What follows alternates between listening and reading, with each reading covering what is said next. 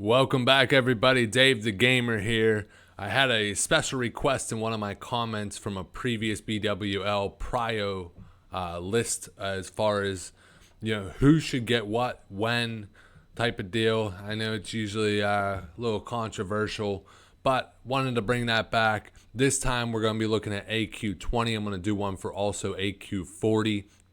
Now, with AQ20 coming out, I'm going to be looking at the Priest, Shadow Priest, Druid, Mage, and Warlock. Now, I always get a bunch of haters saying, fuck everybody, give everything to the Mages, and Druids and Shadow Priests don't matter.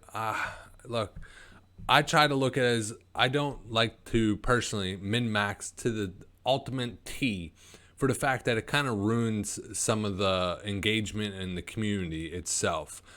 I feel that all classes should have some sort of equal balance between who gets the gear. Obviously, mages and warlocks, in my opinion, are going to be doing more DPS overall over the druids and shadow priests. So yes, they should be a little bit higher on the tier, but some things I like to keep in mind is, do they have special gear through AQ40 or previous gear through BWL that they're already going to have? So a lot of this is going to be based around that. Now with AQ20, the big part that I don't think there's a ton of great loot coming out of AQ20 overall. The one thing I do think that is going to be great is the new class books. Mages are going to get the new upgraded spell for Fireball. Warlocks are going to be getting the new Shadow Bolt and Corruption, and Druids Starfire. Priest, it's all centered around healing, so sorry for that. But I'm terrible at saying all the bosses' names. That's why I'm going to pull it up here. We're going to go right through the fucking list, and we're going to talk about it here. And I love to hear some feedback afterwards down below in the comments. Do you think some of these items should be more priority to a certain class over another, and why? So off the first boss that you're going to encounter, realistically, the only thing I find really much of value is if you look at the cape here. The cape is not bad. When I say cape, back, whatever the fuck you want to call it. Look, mages plus 18.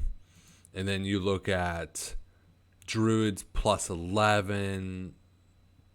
Plus 18 for warlocks. So they're back out of ZG. But if for whatever reason you haven't got the luck to get the one out of ZG, this is a decent one in the meantime. What's really great, though, every boss is going to have a chance for dropping the rings, like the quest rings, essentially. And this is actually best in slot for warlocks. Looking at the warlocks here, their warlock ring, 1% crit, 14 spell power, 1% hit. This is a massive ring that is going to boost them a lot. So definitely going to make sure they get their ring pretty much first. And then as far as the mages go, mages have a very nice ring also, 18 spell power, 1% crit. There is some better rings out there over this one, but in the meantime, it's pretty damn good. The druids and the priest, as far as the quest items, they really don't get anything good. And even looking at the second boss, the general, same deal. You might be able to get the cape if you haven't got it out of ZG, but it really comes down to the ring from the warlock, the ring from the mage. And what's nice is it's two separate quests, so they don't even have to fight each other for it. Moving on to the third boss, this is where a little bit more gear gets actually involved. This is where you're looking at the weapon. Now, the overall weapon, so like as you see with the mace for the druids, a lot of times no one gave any of the druids any good gear. So this is where I would throw the druids their first item, as far as they were first on priority, getting 40 spell power mace. Not a massive mace, obviously the mage blade from MC. There's a ton of different better options, but if they haven't got it yet, I would definitely, of the people, I would give them first go at it.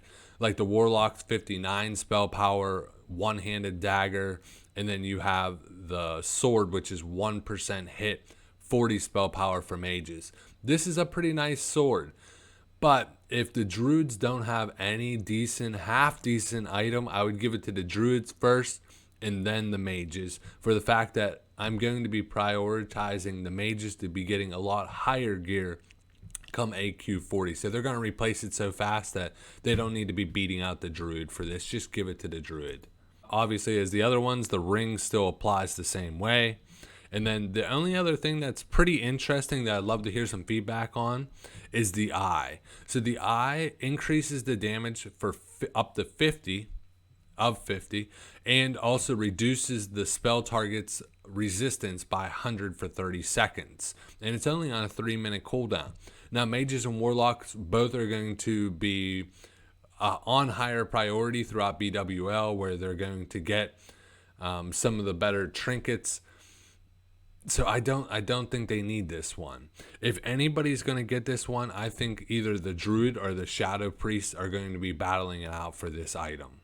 Looking at the fourth boss, same deal. You really only have the weapons, you have the rings. So there's 1, 2, 3, 4 chances to be able to get the actual weapons. So realistically, you're going to be running this pretty quickly. AQ20 is pretty easy, so everybody's going to get their chance to be able to get the weapons and the rings, so you don't have to really worry about that.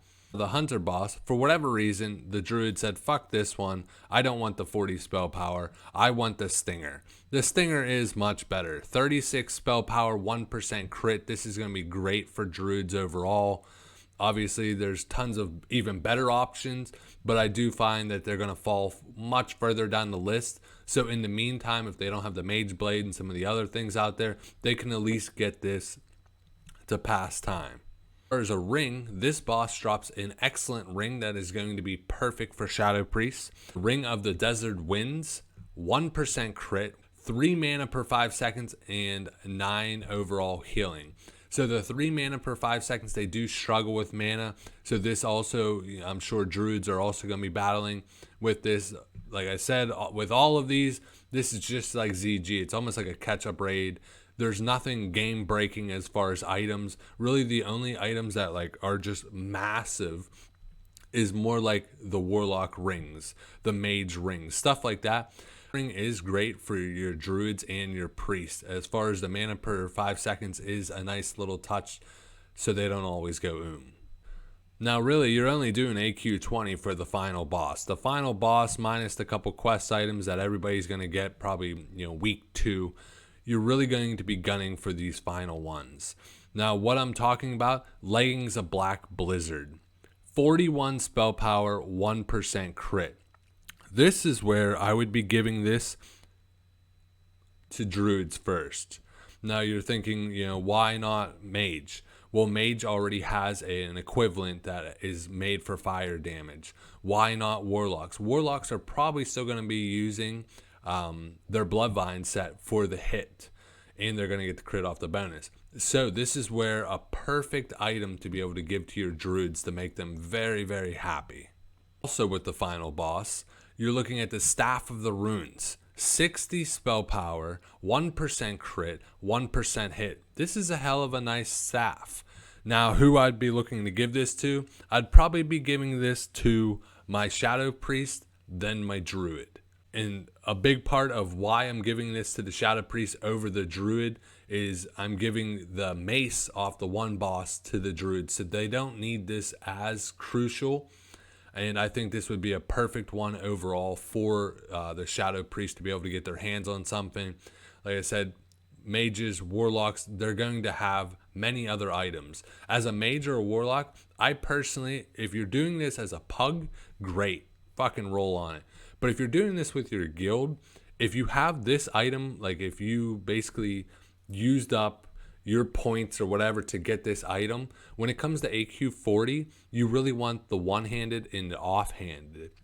Those two combined will blow this thing way out of the water. So if you have something this good, you're going to be overlooked over someone else that doesn't have the item yet. So I would way rather give this one to a Shadow Priest or a Druid over being a mage or warlock and trying to take it. This boss also drops very nice wrist. 21 spell power, also decreases the magical resistance of the spell by 21. I personally think everybody should have the Rock Fury bracers. So this shouldn't really be a battle overall. You just need to get your rep up and get the damn bracers that actually have some hit on it and more spell power. But for whatever reason you're lazy, this is pretty much a free-for-all for whoever wants it. I'd just roll this item off. I don't have a priority. The last thing that this boss drops that is pretty nice I'd be looking at would be the neck piece of the Shifting Sand. 25 spell power. Basically like a Choker of the Fire Lord. This is something I would definitely give to your Shadow Priest or your Druid, either one of those, because AQ40, there is a much better amulet that I'd be focusing for your Mage and your Warlock. To sum up, AQ20, going to be a pretty good or pretty easy raid overall. The big parts that you're looking for is the class books. You're getting the Warlock ring, the Mage ring, you're getting a mace for the Druids, and a lot of the other items aren't as important. You are getting the legs for the Druids too, the Black Blizzard and the Staff of the Runes. So there's a couple decent items throughout this raid, nothing game breaking. Like I said, more of a catch up raid.